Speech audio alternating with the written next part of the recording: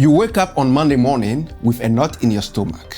You check your phone, see their name, and your heart rate spikes. You are dealing with someone who is manipulative, chaotic, or perhaps just incompetent. You are dealing with a tart, a terrible office tyrant. According to a 2025 Monster survey, 80% of workers are in the same boat. You aren't crazy and you aren't alone. But as a kingdom leader, or for that matter, any leader committed to excellence, the question isn't just, how do I survive? It's how do I keep my character while under fire? Before we dive in, a quick disclaimer. I'm not a clinical psychologist. What I'm sharing today are frameworks that have worked for me personally in my coaching and within my professional circles. If you are in a situation involving severe trauma, please seek a licensed professional. But if you are a leader stuck under a pharaoh, this video is your survival guide. And let me say this clearly, because it is critical. If you've ever questioned yourself in this season, you are not weak. Toxic leadership has a way of making sane people feel unstable. You replay conversations in your head. You wonder, did I say something wrong? You start shrinking, not because you lack ability, but because the environment rewards fear instead of clarity. This is why we need a survival guide, not to make you bitter, but to keep you anchored. Because how you survive this season will shape the leader you become in the next one. Now, dealing with a toxic boss is a multi-layered challenge that no single video can fully exhaust. That is why we are breaking this down into a 3-part tactical series. We are going to cover everything from the internal mindset to the actional script you need to survive, strategize, and if necessary, exit with excellence. Let's dive in. Part 1. Keeping your soul when your boss is a tart. In the Inside Out leadership framework, we focus on the deliver phase, when we lead. But usually before you lead, life tests how you follow. Look at Abraham Lincoln. In 1855, Edwin Stanton, a lead attorney, saw Lincoln and publicly humiliated him, calling him a long-armed baboon. Lincoln didn't walk away. He sat in the back of the courtroom and studied Stanton's brilliance. He realized the toxicity was Stanton's problem, but the talent was something he could learn from. Years later, Lincoln hired Stanton as Secretary of War. Lincoln mastered his ego and honored the talent, not the insult. That moment in the courtroom wasn't just humiliation. It was a fork in the road. Lincoln could have allowed offense to close his spirit, or he could allow observation to sharpen it. Most people miss this. Lincoln didn't excuse Stanton's behavior, but he also didn't let it define his future. This is the discipline of emotionally intelligent leadership, separating what is broken from what is useful. And that skill alone will save you years of unnecessary conflict. Now, let me give you 2 practical things or tactics to keeping your soul when dealing with a tart, a terrible office tyrant. Number 1, honor the position, not the person. There is a timeless principle in the story of David and Saul. King Saul was a narcissist who threw spears at David. But in 1 Samuel 24, David refused to retaliate because he honored the office Saul held. Here's the tactic. You can respect the CEO title without validating the toxic behavior. Romans 12:18 teaches, if it is possible, as far as it depends on you, live at peace with everyone. Doing your job with excellence, even when they don't deserve it, isn't weakness. It is a demonstration of ultimate self-control. If you are in a season of spear dodging right now, I want to invite you to join this community. We are building a standard of leadership that values character over chaos. If you are finding value in this message so far, subscribe and share it with a colleague who needs to know they are not alone. Let us lead together. Now, point number 2, the gray rock method. In leadership circles, we use the gray rock method. You become as uninteresting as gray rock. When they provoke you, you respond with neutral fact. We learn this principle from Proverbs 15:1. A gentle answer turns away wrath. By removing the emotional fuel, you stop being their supply for drama. You aren't a doormat. You are just secure. To conclude, your boss can control your schedule, but they cannot control your spirit. Next week, I'm taking you inside my coaching sessions to show you how to manage up using the CALM, C-A-L-M framework. I will see you there. God bless. Let me ask you something real. Have you ever loved your job, but dreaded your boss? In my coaching circles, and even just grabbing coffee with friends, I hear it constantly. Adam, I love what I do, but my boss is making my life miserable. Here is what we usually do. We spend 90% of our energy venting and 10% strategizing. We replay the meeting, we text our friend, we rehearse argument in the shower, but we rarely build a plan. Research from MIT Sloan found that workplace toxicity is 10 times more likely to make someone quit than low pay. 10 times. So, most people don't leave bad jobs. They leave bad leadership. And here's the painful part. Almost no one teaches us how to manage upward with wisdom instead of resentment. So, capable professionals slowly become discouraged ones. Sharp people start shrinking. Strong people start second-guessing themselves. Today, we are closing the gap. I'm giving you the CALM, C-A-L-M method, a framework popularized by author Lynn Taylor. This is part 2 of our Survival Guide series. And before we break it down, let me say this. This is not theory. This is a framework I have coached emerging young leaders on, and the feedback has been powerful. People have told me, Adam, this changed how I show up. This helped me breathe again. I stopped feeling stuck. Because when you don't feel powerless, you don't feel panicked. You feel positioned. So let us build that position. Before we get into the method, we have to fix the mindset. John Maxwell teaches, you don't need a title to lead. Leadership isn't about position. It is about influence. And I say this, leadership shows up in how you handle pressure, not in your title. So, if your boss is scattered, insecure, reactive, you don't shrink, you lead up. That means you solve their biggest pain point. Proverbs 22:29 says, do you see a man skilled in his work? He will serve before kings. Or, put simply, excellence opens doors. If faith isn't your framework, think of it this way.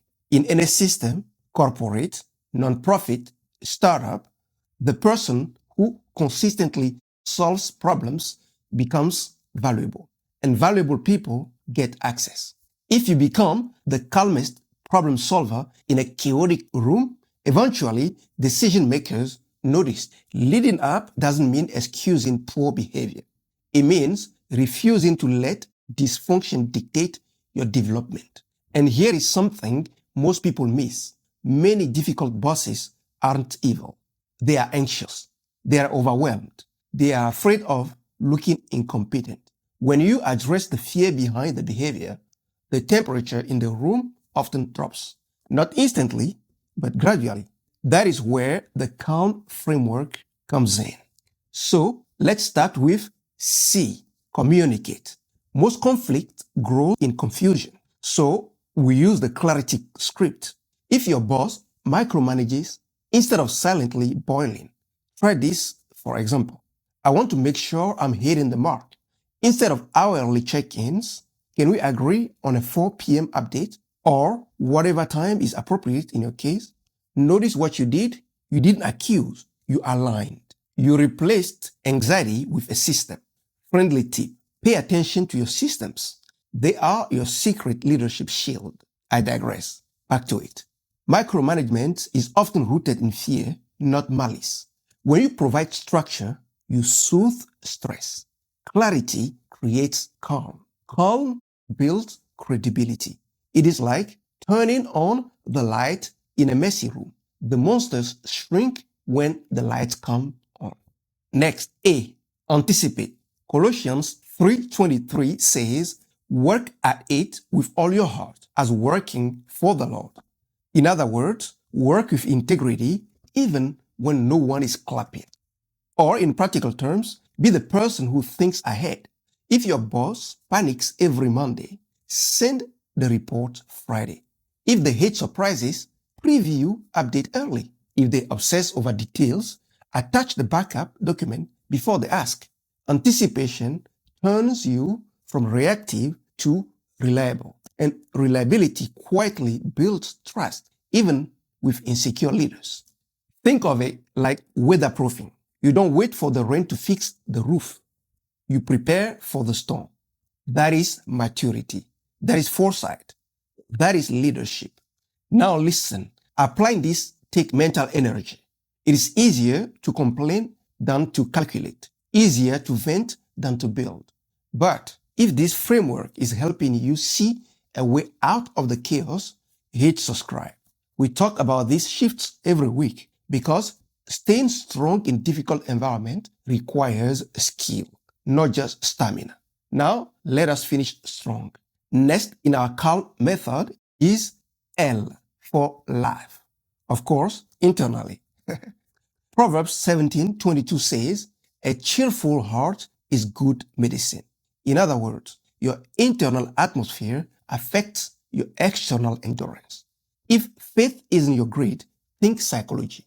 Emotional distance protects mental health. When the predictable rent starts, instead of absorbing it, observe it. You may say in your mind, the 10 a.m. tantrum, right on schedule. You move from victim to observer, from emotional hostage to pattern analyst. That shift keeps you from burning the bridges you may still need. When you lose your joy, you lose your judgment.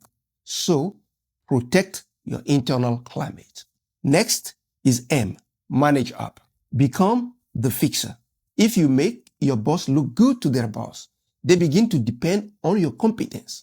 You create a buffer zone of peace for your team.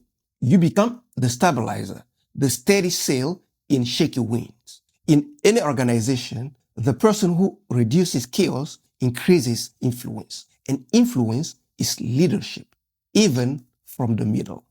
Now, here is my final practical tip.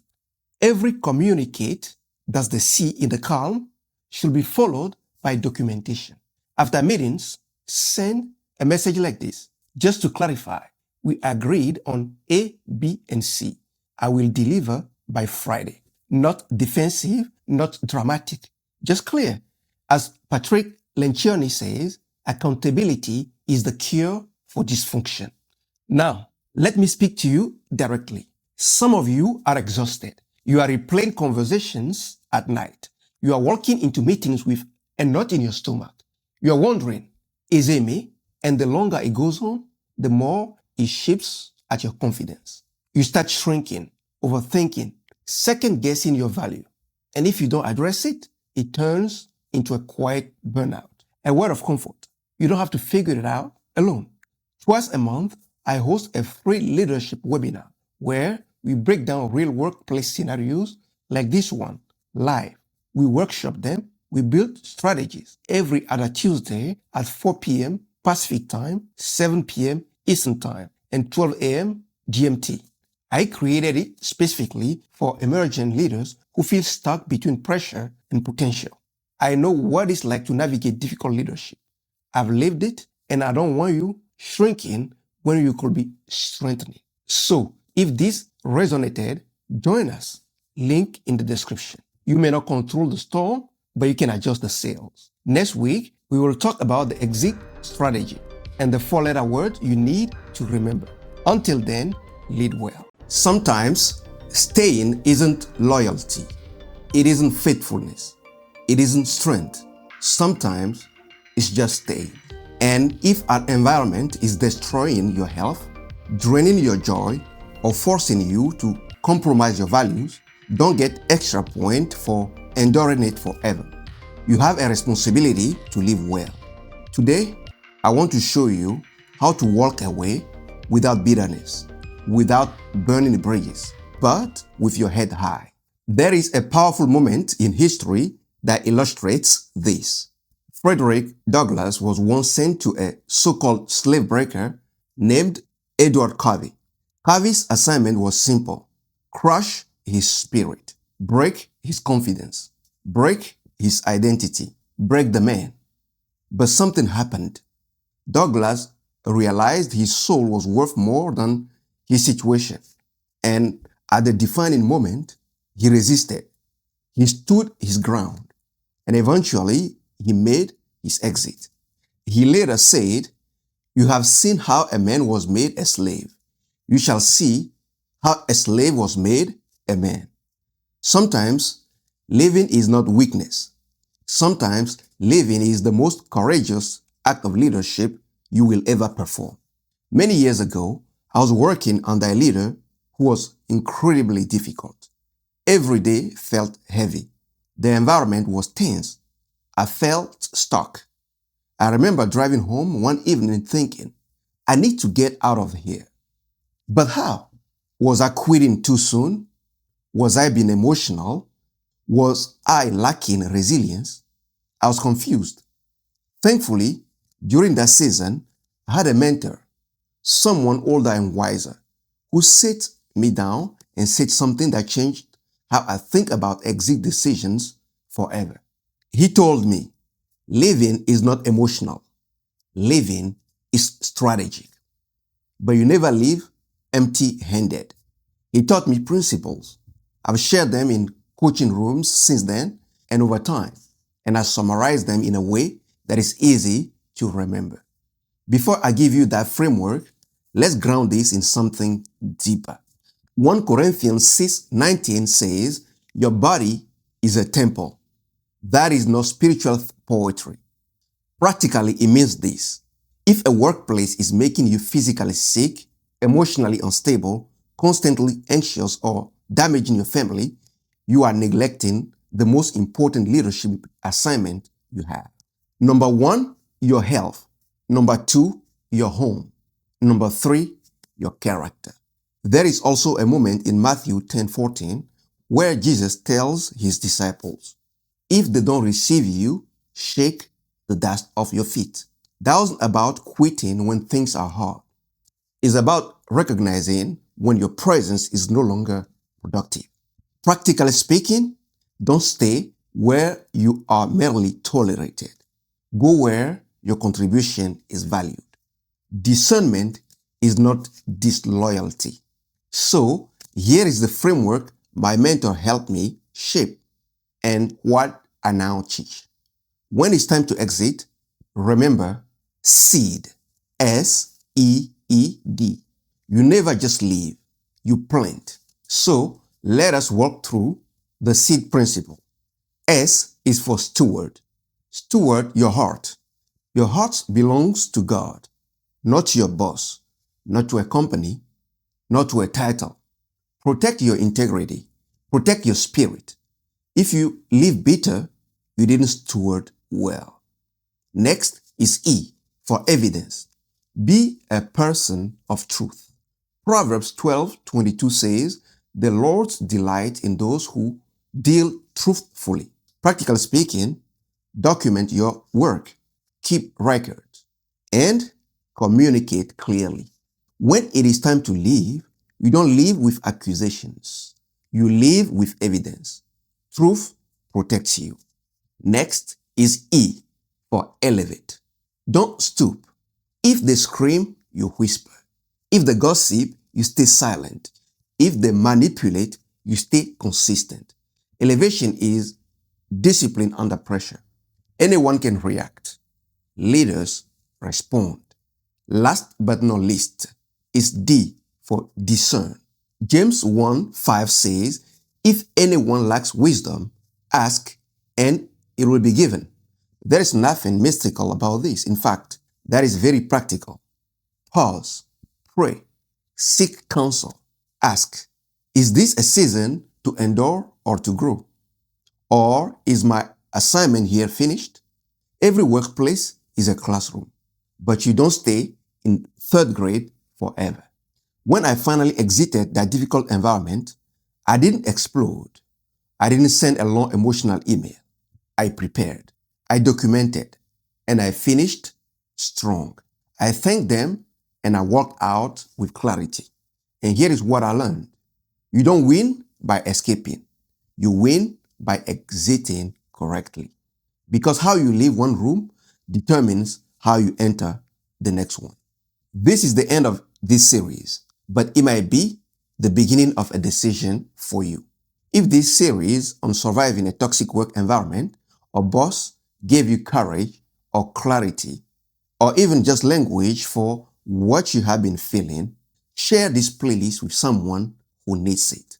Your support allows us to keep creating content like this freely and consistently. And subscribe, because next we're talking about another very important topic you don't want to miss. Now, your boss may control your title, but they do not control your destiny. As John Wooden once said, talent is God-given. Be humble. Fame is man-given. Be grateful. Conceit is self-given. Be careful. Remember this, you are a seed. When they try to bury you, they may actually be planting you. God lead with integrity. Walk when it is time. Win the right way. Click here for more videos on Survival Guide. I am Adam, and I will see you in the next video. God bless.